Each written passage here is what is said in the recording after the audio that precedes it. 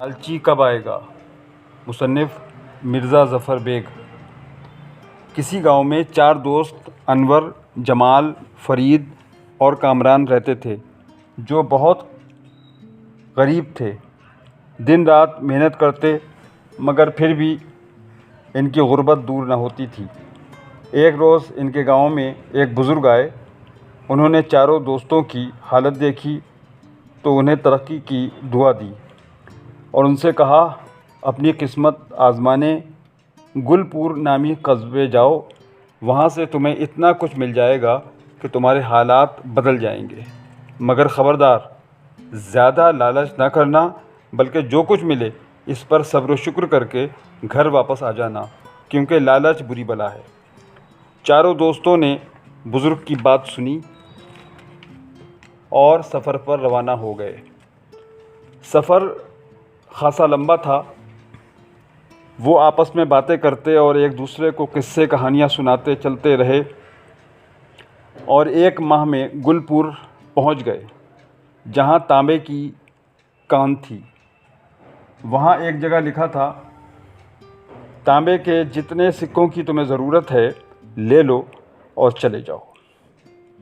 انور نے اپنے دوستوں جمال، فرید اور کامران سے کہا، میں تو یہاں سے تانبے کے سکے لے کر واپس جا رہا ہوں۔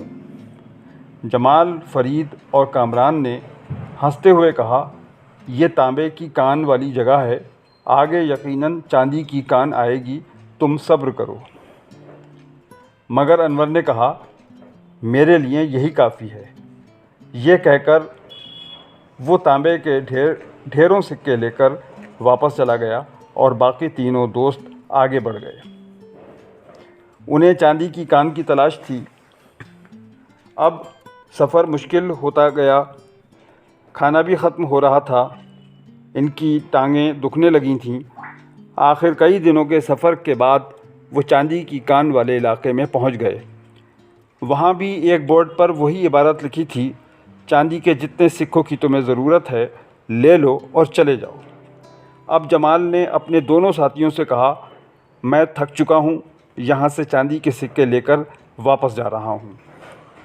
یہ سن کر فرید اور کامران نے کہا، تھوڑا صبر کر لو، ہو سکتا ہے آگے سونے کی کان ہماری منتظر ہو۔ مگر جمال نے ان کی بات نہ سنی اور جھولی بھر کر چاندی کے سکوں کو لے کر وہاں سے چلا گیا۔ ادھر فرید اور کامران سونے کی کان کی تلاش میں آگے سفر کرتے رہے۔ وہ دونوں راستے میں خیالی پلاؤ بھی پکا رہے تھے کہ جب سونے کی کان پر پہنچیں گے تو وہاں سے کتنی دولت حاصل کریں گے اور کس طرح پورے علاقے کے بادشاہ بن جائیں گے۔ مگر کسی طرح وہ چلتے رہے۔ آخر سونے کی کان پر پہنچ گئے، جہاں فرید نے کامران کو اپنا فیصلہ سنا دیا۔ میں اپنی ضرورت کا سونا لے کر واپس جا رہا ہوں۔ کامران نے کہا، میں تو ہیروں کی تلاش میں آگے جاؤں گا، میرے لیے سونا کافی نہیں ہوگا۔ یہ سن کر فرید نے کامران سے کہا، بے وقوفی مت کرو، یہاں سے یا آگے قصبے سے چاہے جتنی دولت لے لو، مگر پہنچتے پہنچتے وہ بہت کم رہ جائے گی، راستے میں بھی تو خرچ کرنی پڑے گی۔ مگر کامران نہ رکا، وہ آگے چلا گیا اور فرید اپنی ضرورت کا سونا لے کر واپس لوٹ گیا۔ کافی طویل سفر کے بعد کامران ہیروں کی کان پر پہنچا، جہاں اس نے ایک ایسا آدمی دیکھا جس کے گلے میں زنجیر پڑی ہوئی تھی اور وہ بری طرح چیخ رہا تھا۔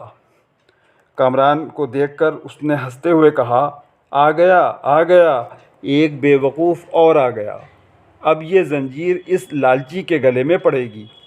ابھی اس نے اتنا ہی کہا تھا کہ اس کے گلے سے زنجیر نکل کر کامران کے گلے میں پڑ گئی۔ کامران نے ہڑبڑا کر اس کی طرف دیکھا تو وہ آدمی بولا، میں بھی تمہاری طرح ہیروں کے لالچ میں یہاں آیا تھا، میرے پاس بہت کچھ تھا مگر مجھے زیادہ کی ہوس تھی، اسی لیے میں یہاں آ گیا اور پھنس گیا۔